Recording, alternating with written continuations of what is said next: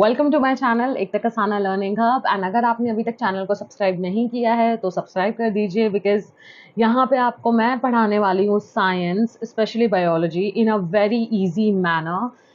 Like it will be a very very easy explanation जो कि आपको हेल्प करेगा in the long run. So channel को subscribe कर दीजिए गाइज। नेक्स्ट आप, आज हम बनाने वाले हैं एक घर। हम साथ में मिलकर एक घर बनाने वाले हैं। So what do you mean by ghar here? Yes, of course, a sweet home. We are going to build a sweet home. So let's get started to build a sweet home. उससे पहले मैं आपसे एक question करना चाहती हूँ कि हमारे लिए एक घर बनाने के लिए क्या सबसे ज़्यादा इंपॉर्टेंट चीज़ हमको चाहिए होती है। आई मीन लाइक मटेरियल क्या चाहिए होता है। पैसे से अलग मटेरियल चाहिए होता है, ऑब्वियसली वो पैसे से ही आता है। यहाँ पर हम मटेरियल की बात कर रहे हैं। मटेरियल के लिए हमको चाहिए होता है सबसे पहले ब्रिक्स। करेक्ट, हमें ब्रिक्स चाहिए। And then we also need concrete, yeah, which together build up a wall, right? And then all those group of walls, like in order to make rooms, we make group of walls which make finally our sweet home. और ये घर मेरे लिए और मेरे learners के लिए, दोनों के लिए है। हम इसी में रहने वाले हैं। ओके, नेक्स्ट हम डील करते हैं कि ये एनालॉजी मैंने आपसे क्यों ही शेयर की है। बिकॉज जिस तरीके से एक घर ईट और concrete, that means bricks and concrete से बना होता है और वॉल्स से बना होता है, उसी तरीके से हमारी जो बॉडी है वो भी एक बहुत ही ज़्यादा एक इम्पॉर्टेंट यूनिट से बनी होती है, और वही यूनिट हम डिस्कस करने वाले हैं। So please focus. हम यहाँ डिस्कस करने वाले हैं level of organisation of an organism. और यहाँ पे जब मैं बात कर रही हूँ organism, so you really need to make sure कि यहाँ पे लिविंग ऑर्गेनिज्म की ही बात हो रही है। Okay, because we know that there are two types of things, living and non living thing. Of course यहाँ पे हम लिविंग थिंग की बात कर रहे हैं। Okay, so next up we have, हम जब लेवल ऑफ ऑर्गेनाइजेशन की बात करते हैं किसी भी ऑर्गेनिज्म में, सबसे पहले हम डील करते हैं एक टर्म के साथ जो कि होती है cells, right? Cells, a group of cells make tissues, and then a group of tissues makes organs, and those organs makes organ system, which makes the, yes, which makes what, which makes the whole living organism. Living organism में हमारे बहुत सारे different type of living organisms आ जाते हैं, जैसे कि fungus, plant, animals, protist, archaea and bacteria. Okay, यहाँ पे हमें डील करने वाली चीज ये है कि मैंने जो अभी आपको एनोलॉजी इससे पहले समझाई थी, that is building a sweet home, is exactly similar to the living level of organization of an organism. यहाँ पे आपको ये समझना बहुत ज़्यादा इंपॉर्टेंट है। यहाँ पे आप सेल्स को ब्रिक्स की तरह मान सकते हैं, आप कंक्रीट को टिश्यूज की तरह मान सकते हैं, and then all those together making organs बनाते हैं वो, और देन ऑर्गन सिस्टम। इसको डिटेल में समझने के लिए हम अब स्टार्ट करने वाले हैं अपना main topic, that starts with the discovery of cell, जो कि मैं इसमें डील करने वाली हूँ। Next we are going to cover up the introduction to the cells, जिसमें हम पढ़ेंगे कि सेल्स होते क्या हैं, डेफिनेशन क्या होता है सेल का, एंड जनरल कैरेक्टरिस्टिक्स क्या होते हैं, ये भी हम इसमें डील करने वाले हैं। सो let's get started with this. So first of all, अभी जैसा कि मैंने आपको बताया कि हमारा जो लेवल ऑफ ऑर्गेनाइजेशन होता है ऑर्गेनिजम्स का, वो बहुत ज़्यादा इंपॉर्टेंट होता है। सो मैंने वहाँ पे यही एक्सप्लेन किया था कि अगर हम सेल्स लें, सेल्स जो होते हैं वो हमारे बनाते हैं टिश्यूज़, एंड टिश्यूज़ जो बना होते हैं वो हमारे बनाते हैं organs, and organs make organ system, and that organ system makes the whole living organism. Okay, so this is the complete level of organization of a living organism. Okay, so let's get started with the next thing, and which is the discovery of cell. So सबसे पहले हम देख लेते हैं कि की milestones क्या रहे हैं सेल बायोलॉजी में। तो ये वाला slide I would like to dedicate to you, कि आप इसको अच्छे से रीड करेंगे, एंड इसमें कुछ भी नहीं है, इसमें बस आपका की माइलस्टोन्स दिया हुआ है सेल बायोलॉजी में कि किसने कब क्या डेवलप किया था। जैसे कि मैं आपको एक ओवरव्यू दे देती हूँ। यहाँ पे हमारा ज़कैरियस एंड हेंस जेनसन ने डेवलप किया था compound microscope in 1590। In 1665 Robert Hooke observe the cork and coined the term cell. Cells जो है वो रॉबर्ट हुक ने ही हमारा टर्म दिया था, and this is very very important guys, this is very important. इसको तो आप स्टार मार्क कर दीजिए। Robert Hooke, name of the scientist, year, everything is very important in over here. Next है हमारा सिंगल सेल ऑर्गेनिज्म सबसे पहले किसने ऑब्जर्व किया था? सो एंड टॉनी वेन लियोनहॉफ थे हमारे, एंड देन शील्डन एंड श्वान ने हमारी सेल थियोरी दी थी। सो सेल थियोरी के लिए भी मैं एक बहुत ही स्पेसिफिक वीडियो लेकर आऊंगी, बिकॉज सेल थियोरी भी बहुत ही इंपॉर्टेंट टॉपिक है, एंड होपफुली नेक्स्ट टॉपिक हमारा, नेक्स्ट जो वीडियो होगा इस सीरीज का, वो सेल थियोरी के ऊपर ही होगा, along with types of cells. Rudolf Virchow ने हमारा सेल थियोरी का थर्ड टेनेट दिया था, and then in the late 19th and 20th centuries हमारा माइक्रोस्कोपी का एडवांसमेंट हुआ था, और जिससे कि हमारा क्या हुआ था, ऑर्गेनल्स हमारे डिस्कवर हुए थे, because you know that organelles are the cell organelles are the organs of the cells, and cell के अंदर तक देखने के लिए आपको एक बहुत ही वेल डेवलप्ड एडवांस माइक्रोस्कोप की जरूरत होती है, जो कि ऑफ कोर्स 1590s तक और 1855 तक 18 तक I can say 18th century तक जो कि अवेलेबल नहीं था। इसीलिए 19th सेंचुरी में हमारा 19th and late 19 late early 20th century में हमारा एडवांस माइक्रोस्कोप आए थे, जिससे हमारी सेल ऑर्गेनेलीज की एडवांसमेंट हुई थी, सॉरी सेल ऑर्गेनेलीज का डिस्कवरी हुआ था। ओके, सो नेक्स्ट हम देख लेते हैं अब what is the cell. So this is a very important question that what exactly a cell is. तो मैंने आपको एनोलॉजी अगर आप याद करें, घर वाली एनोलॉजी जो हमने घर बनाया था अपने लिए, स्वीट होम हमारा प्यारा सा, राइट।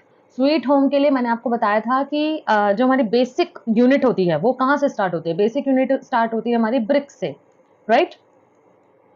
इसी एनोलॉजी के अगर हम ले एक ह्यूमन या फिर एक लिविंग ऑर्गेनिज्म के लिए, अगर हम एक लिविंग ऑर्गेनिज्म के लिए, तो लिविंग ऑर्गेनिज्म की बेसिक यूनिट कहाँ से स्टार्ट हो रही है? ये अब आप इजीली आंसर कर सकते हैं, right, and that is a cell, correct. That means I can say that cell is exactly acting like a foundation of every living organism, जहां से starting हो रही है। So you all know that every living organism starts with one cell, right? Yeah, one cell. So ये जो हमारा one cell होते हैं, इसी की हम बात कर रहे हैं, जो कि हम डील करने वाले हैं। So what is exactly a cell? Cell की अगर हम बात करें, अभी जैसे कि हमने डिस्कस किया कि हमारा जो पूरा प्रॉपर सेल है वो क्या है, वो एक फाउंडेशनल यूनिट है, राइट। तो मैं यहाँ पे दो टर्म्स लिखने जा रही हूँ जो कि बहुत ज्यादा इंपॉर्टेंट है, and these are the keywords guys जो कि आपको यूज करने ही करने हैं आंसर में। सी, मैंने टर्मिनोलॉजीज को लेकर, सेल साइंस टर्मिनोलॉजीज को लेकर, स्पेशली बायोलॉजी टर्मिनोलॉजीज का लेकर एक वीडियो बनाया है, मैं यहाँ डिस्क्रिप्शन में लिंक प्रोवाइड कर दूंगी, आप प्लीज उस वीडियो को देखिएगा, बिकॉज वो आपको हेल्प करेगा कि आपको सेल टर्मिनोलॉजीज कैसे याद रखने हैं, एवरी साइंस टर्मिनोलॉजी आपको कैसे याद रखना है। तो यहाँ पे मैं दो टर्म्स लिखने जा रही हूँ, that is one is the structural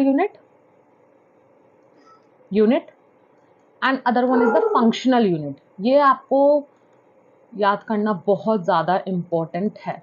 okay, now why the structure and functional unit? Because हमने अभी डील किया है पीछे कि जो हमारा जनरल बेसिक यूनिट होता है लिविंग ऑर्गेनिज्म का, वो सेल होता है, तो इसीलिए हम इसे बोलते हैं structural unit and functional unit of a living organism. Okay, next हम डील करने वाले हैं ये जो हमारा टाइप्स ऑफ सेल्स है। टाइप्स ऑफ सेल्स, यहाँ पे हमारा टाइप्स ऑफ सेल्स मैंने आपको दिखाए हुए हैं दो, that is plant cell and the other one is the animal cell.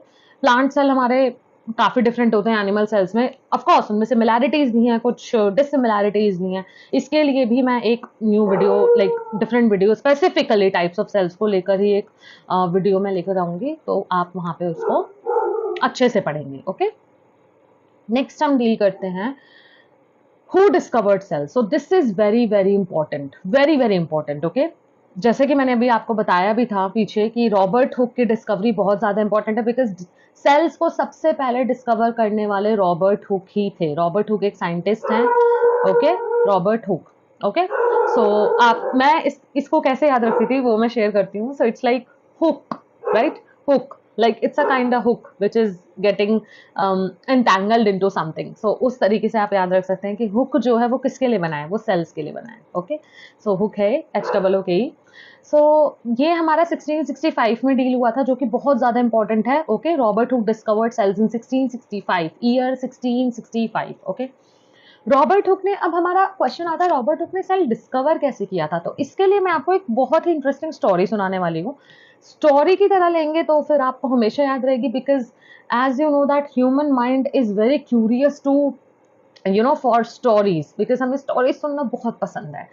So story की तरह मैं आपको सुनाती हूँ पूरी डिस्कवरी ऑफ सेल, उससे आपको अच्छे से समझ आया जाएगा कि पूरी डिस्कवरी ऑफ सेल हुई कैसे थी और रॉबर्ट हुक ने क्या क्या उसमें कैसा रोल प्ले किया था। सो बात है हमारी back in 1665।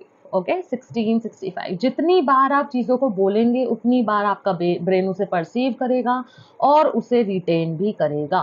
So 1665 was the year in which Robert Hooke discovered cell. ठीक है, उसके बाद हम डील करते हैं कि रॉबर्ट, यहाँ पे मैं आरएच लिख रही हूँ रॉबर्ट हुक को, like just an abbreviation.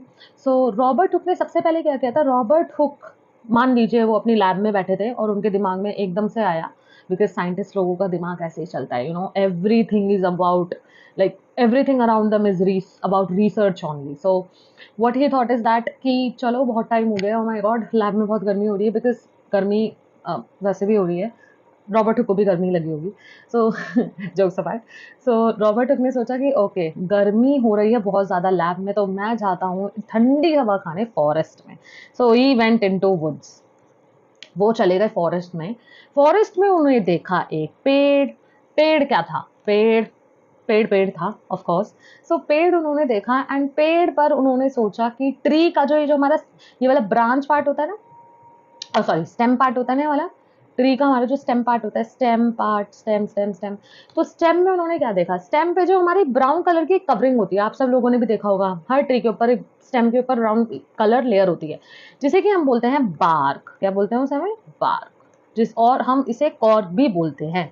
Okay, bark of the tree या कॉर्क ऑफ द ट्री, तो आप याद रख सकते हैं बार्क या फिर कॉर्क। ठीक है, तो रॉबर्ट हुक ने सबसे पहले, रॉबर्ट हुक गए फॉरेस्ट में, वुड्स में गए, उन्होंने देखा वहाँ पे एक ट्री एंड ट्री से उन्होंने देखी एक कॉर्क, या फिर हम कह सकते हैं जिसे एक उन्होंने देखा बार्क।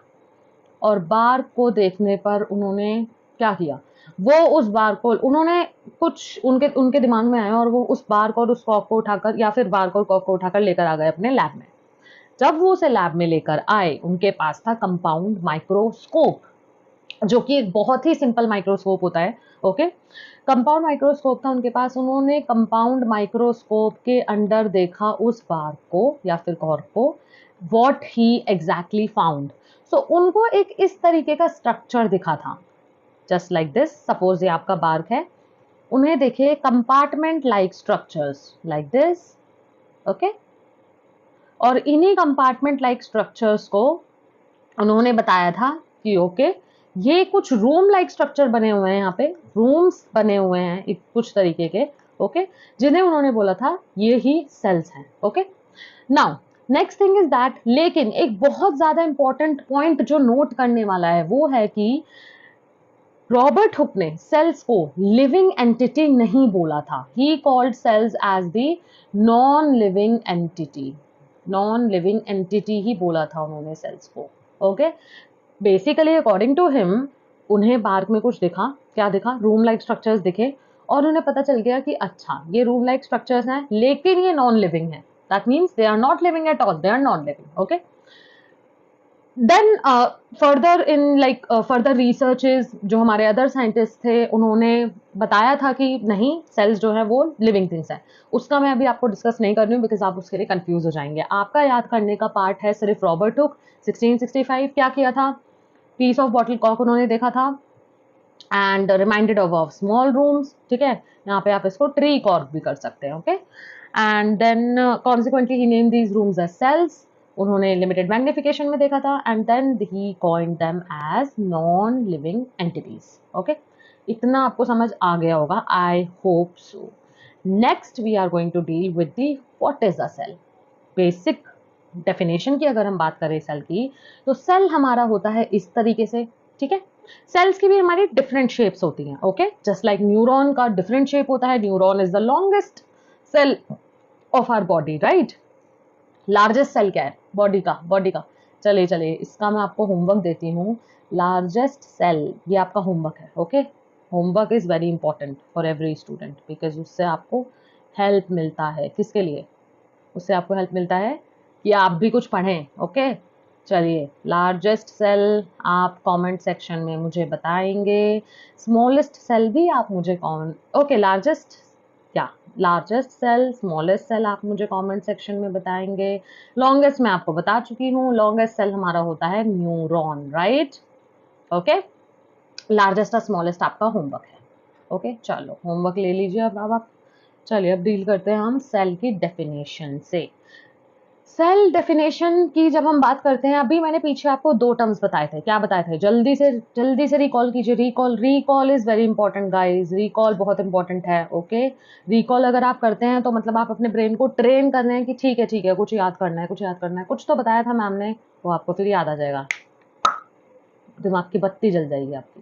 क्या थी वो था structural and functional unit, right? कि सेल जो है हमारा स्ट्रक्चरल एंड फंक्शनल यूनिट है। स्ट्रक्चरल एंड फंक्शनल यूनिट के लिए हमने देखा था cell is defined as the smallest basic unit of life that is responsible for all life processes. Life processes क्या होता है? What is life processes? Every living system has all the organ systems, right? Including excretory system, nervous system, reproductive system, respiratory system, digestive system, okay और भी हैं, but इतना अभी आपके लिए काफ़ी है। चलिए ठीक है, तो लाइफ प्रोसेसेस में हमारे बहुत सारे बॉडी सिस्टम्स आ जाते हैं, राइट? उन बॉडी सिस्टम्स को बनाने के लिए क्या चाहिए? सेल्स ही तो चाहिए, बिकॉज हमने पीछे पढ़ा तो था, क्या पढ़ा था? Cells make tissues, tissues make organs, organs make organ system, and organ system make living organism, right? ये इस तरीके से फ्लो चार्ट में आपको देती रहूंगी। आपको हमेशा क्लास में एक नोटबुक और पेन लेकर बैठना है, सो दैट आप ये सब नोट करते चलें। ओके, नेक्स्ट, अभी हमने पढ़ा स्ट्रक्चर फंक्शनल यूनिट होता है, बायोलॉजिकल होता है, and can replicate itself independently. Replicate, what do you mean by replicate? Replicate means अपनी ही कॉपी बना सकता है सेल्स, राइट? सेल डिवीजन में हम यही पढ़ते हैं। ये है हमारा सेल 1, ये डिवाइड करता है हमारा सेल 2 में और सेल 3 में, करेक्ट? या और इन दोनों को हम क्या बोलते हैं? इन दोनों को हम क्या बोलते हैं? क्या बोलते हैं? डॉटर सेल्स बोलते हैं, डॉटर सेल्स। वैसे आपने कभी सोचा है कि इनको सन सेल्स क्यों नहीं बोलते हैं? क्यों नहीं बोलते सन sales? Why in cell division, in every cell division we call it as daughter cells? Son cells क्यों नहीं बोलते हैं? बहुत सिंपल लॉजिक है यार। रिप्रोडक्शन में हमारा कौन प्रोड्यूस कर रहा है? ऑफस्प्रिंग्स कौन प्रोड्यूस करता है? फीमेल प्रोड्यूस करती है। तो इसीलिए सेल्स को भी वहां पे भी हमारा जेंडर इक्वालिटी को रखते हुए, आर्टिकल 14 को इंपॉर्टेंस देते हुए उन्हें डॉटर सेल्स ही बोला गया है, because females are the only ones who can give birth to a child. Of course that is different कि हाँ, स्पर्म्स का भी 50% होता है, ओवा का 50% होता है, बट रिप्रोड्यूस तो हमारी फीमेल ही करती है ना, that's why daughter cells. Okay, चलिए माइंड मत करिएगा, स्पेशली बॉयज अगर वो देख रहे हैं वीडियो तो। ओके फाइन, चलिए तो फिर हमारा आ जाता है कि इंडिपेंडेंट कर जाते हैं। बिल्डिंग ब्लॉक्स होते हैं लाइफ के, पीछे ही पढ़ा था अभी हमने। ब्रिक्स हमारा घर बनाती हैं, like this like this like this. इसी तरीके से सेल्स हमारी बॉडी बनाते हैं। ओके, इसीलिए बिल्डिंग ब्लॉक्स हैं। ये इंपॉर्टेंट टर्म्स आपको याद करनी बहुत इंपॉर्टेंट है। Okay, structural, functional, biological unit है, रेप्लिकेट करता है, बिल्डिंग ब्लॉक है। ओके, ये कीवर्ड्स हैं। कीवर्ड्स याद रखेंगे तो आपको कुछ याद करने की जरूरत ही नहीं है। कीवर्ड समझिए, उन्हें एक बार 2-4 बार देखिए, बस यू आर डन। बहुत ईजी है यार, बायोलॉजी बहुत ईजी। यूं होती है बायो, यूं होती है।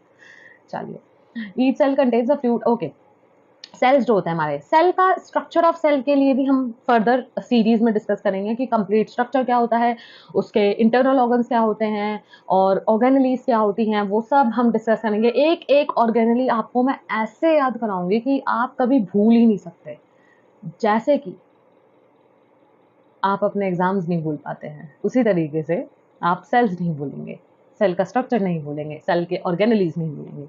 ओके, चलिए, so next is structure, cell organelles हमारे होते हैं। सो मैं आपको एक जनरल ओवरव्यू अभी दे देती हूँ, जो कि है हमारा, ये है हमारा सेल। ओके, ये हो गया हमारा सेल। सेल के और सारे निकनेम क्या है? आपके घर में बहुत सारे निकनेम होंगे, राइट? उसी तरीके से सेल का भी निकनेम होता है। क्या होता है सेल का निकनेम? सेल का निकनेम होता है, वो स्ट्रक्चरल यूनिट है, वो फंक्शनल यूनिट है, वो बायोलॉजिकल यूनिट है, right? And also it is the building block of life. Okay, so इस तरीके से बहुत सारे निकनेम होते हैं जो कि आप याद रख सकते हैं। सेल के अंदर हमारा एक मैट्रिक्स होता है, फ्लूइड नहीं होता है। फ्लूइड बिल्कुल नहीं बोलेंगे, fluid no no no no no no. Cytoplasm is not fluid, it is a matrix. Cytoplasm जो हमारा होता है वो हमारा एक मैट्रिक्स होता है। Matrix means it is a combination of liquid and a gel like structure. Okay, so that's why it forms the matrix of the cell. Okay, and it is very important. Cytoplasm का function बहुत ज्यादा important है, slide में नहीं है but ये मैं आपके, जैसे कि मैंने बताया, सेल ऑर्गेनेली का एक अलग वीडियो आएगा जिसमें कि मैं आपको one by one every cell organelle deal करने वाली हूँ। Just on a general note मैं आपको बता देती हूँ कि साइटोप्लाज्म का क्या फंक्शन होता है।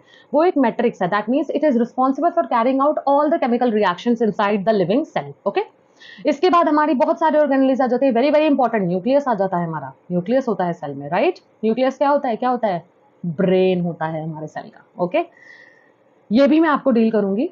एंड बाकी हमारी अदर ऑर्गेनेलीज आ जाती हैं, mitochondria, ribosome, endoplasmic reticulum, Golgi apparatus, lysosomes, बहुत सारी चीजें हैं। ओके, जैसा कि हमारे घर में अलग अलग रूम्स होते हैं, इसी तरीके से हमारे सेल्स में भी अलग अलग ऑर्गन्स होते हैं। ओके, चलिए नेक्स्ट हम डिस्कस करते हैं अब general characteristics of cells. Characteristics के लिए बहुत ही ज्यादा इंपॉर्टेंट कैरेक्टरिस्टिक्स हमारे होते हैं, क्वेश्चन डायरेक्ट आ जाता है, एसेंशियल कैरेक्टरिस्टिक्स बताइए।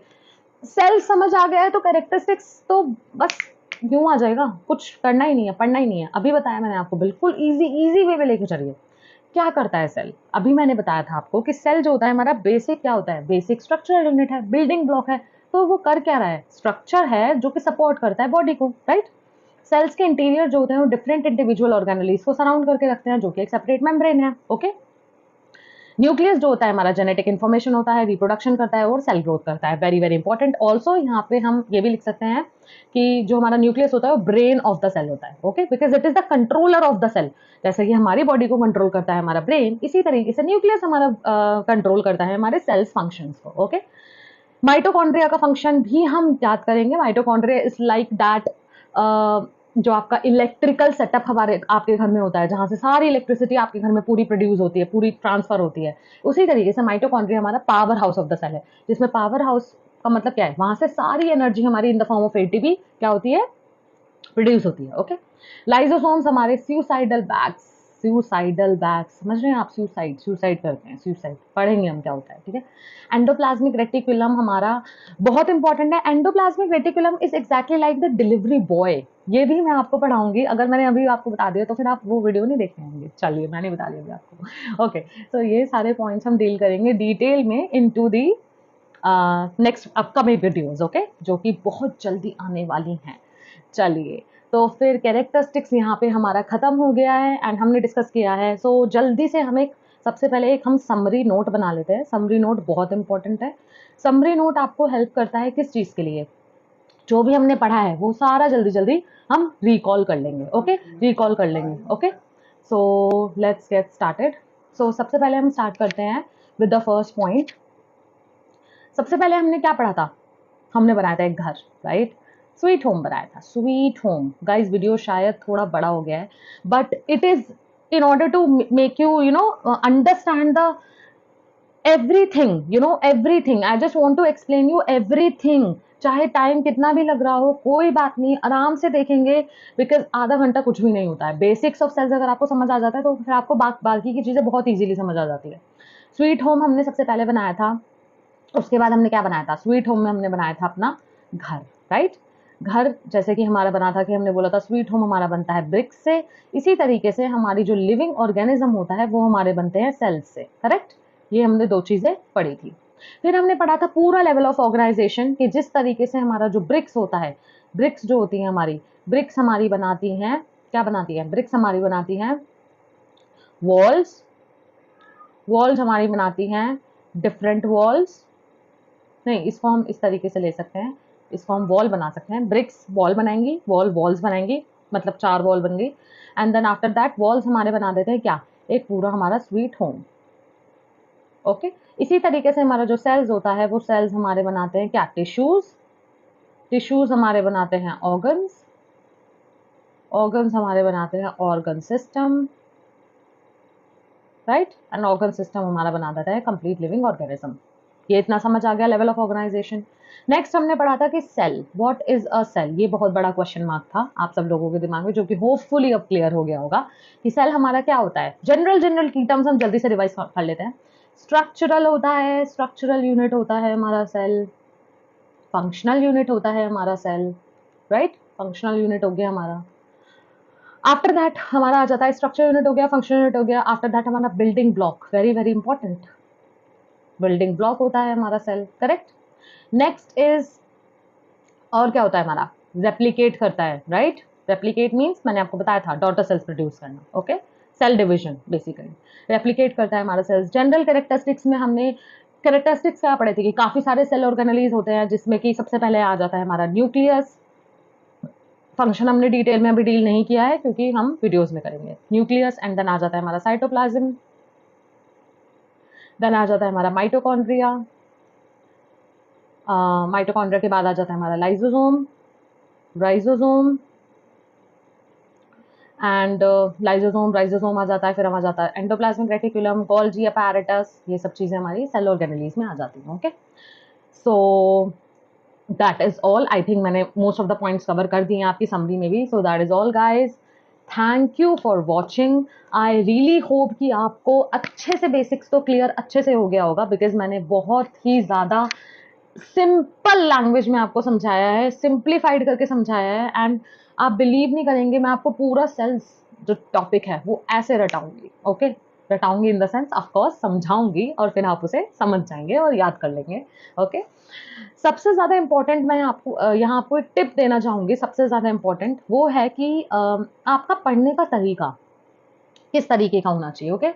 साइंस जो है ना, हमारा जो सब्जेक्ट है साइंस, जिसमें कि स्पेशली मैं बोलना चाहूँगी बायोलॉजी जो है हमारा सेक्शन, बायोलॉजी सेक्शन जो है वो आप जितना, पूरी साइंस ही वैसे तो आप जितना रिलेट करके पढ़ेंगे उतना अच्छा है। बायोलॉजी स्पेशली अगर आप खुद से समझेंगे कि ओके अच्छा हाँ ठीक है, हमारा सेल है, क्या होता है सेल, सेल में हमारा न्यूक्लियस होता है, हमारा माइटोकॉन्ड्रिया होता है, सेल्स का फंक्शंस क्या होता है, सेल किस तरीके से बिहेव करता है, ये चीज़ अगर आप समझ जाएंगे तो फिर बहुत ईजी हो जाती हैं चीज़ें, राइट। बेसिक्स अगर ईजी हो जाता है तो हमारा एडवांस लेवल बहुत ईजी हो जाता है कवर करना, राइट, ओके। सो पढ़ने का तरीका जैसा कि मैंने आपको बताया, सबसे पहले देखिए, okay, watch the stuffs. Watch मतलब ऑब्जर्व कीजिए, ओके। वॉच में हमारा जाता है ऑब्जर्व करना। क्या ऑब्जर्व करना? वीडियो देख रहे हैं आप, वीडियो ऑब्जर्व कीजिए, ओके, क्या बोला जा रहा है समझिए उसको अच्छे से। बुक पढ़ रहे हैं, अगर आप एनसीईआरटी पढ़ रहे हैं तो एनसीईआरटी को अच्छे से ऑब्जर्व कीजिए। जो भी आप अपनी लखमीर सिंह पढ़ रहे हैं, कोई भी गाइड है आपके पास तो आप उसे अच्छे से ऑब्जर्व कीजिए, okay. Exam idea 11th-12th students exam idea prefer करते हैं मोस्टली, तो अच्छे से ऑब्जर्व कीजिए चीज़ों को, ओके। एंड ऑब्जर्व करने के बाद आप उन्हें एक बार ना लिख लीजिए, ओके, शॉर्ट पॉइंट्स में। जैसे कि शॉर्ट पॉइंट मैंने आपको एंड में समरी बताया था, शॉर्ट पॉइंट्स अगर आप लिख लेते हैं तो वो आपके पास all the time just easy to handle हो जाता है। एकदम से देखा याद हो गया, ओके, एकदम से देखा रिवाइज हो गया। आफ्टर दैट आप कीजिए रिकॉल। रिकॉल बहुत इंपॉर्टेंट है। रिकॉल क्या होता है? ये वापस फोन लगाने को नहीं बोल रही हूँ मैं, ओके। रिकॉल होता है मतलब जो भी आपने पढ़ा है वो अपने माइंड में खुद याद करिए, without any notebook, without any source, okay. कुछ भी मत देखिए, ना ही गूगल, ना ही कुछ भी नहीं देखना है आपको, बस आपको खुद अपने दिमाग में रिकॉल करनी है चीज़ें। ये होता है बेस्ट मेथड पढ़ने का, जो कि मुझे भी मेरे टीचर्स ने ही सिखाया था, and this knowledge now I am giving to you guys, because मैं तो हमेशा स्टूडेंट हुई और हमेशा आपको स्टूडेंट रहना भी चाहिए। बिकॉज अगर आप ये समझने लगते हैं कि आप टीचर बन गए हैं, like of course I am an educator, but learning never ends. जैसा कि मैं आपको बताती हूँ हमेशा, लर्निंग कभी खत्म नहीं होती है। I am a student, I am an educator both, and आप भी एक लर्नर भी बन सकते हैं और एक एजुकेटर भी बन सकते हैं। टीचर बनिए, अपने स्टूडेंट्स को समझाइए, स्टूडेंट्स इन द सेंस अपने फ्रेंड्स को बताइए, उन्हें समझाएं चीज़ें। सबसे सबसे ईजी मेथड यही होता है, जो आपने पढ़ा है समझा दो, मम्मी को समझा दो, पापा को समझा दो, अपने फैमिली मेंबर में भाई बहन फ्रेंड दोस्त सबको समझा दो, ओके। और आराम से अच्छे से चीज़ों को समझो और रिटेन रखो उनको, और हमेशा रिकॉल करते रहो, ओके। वीडियो बहुत बड़ा हो गया है, I am so sorry, and अब हम स्टॉप करते हैं, ओके।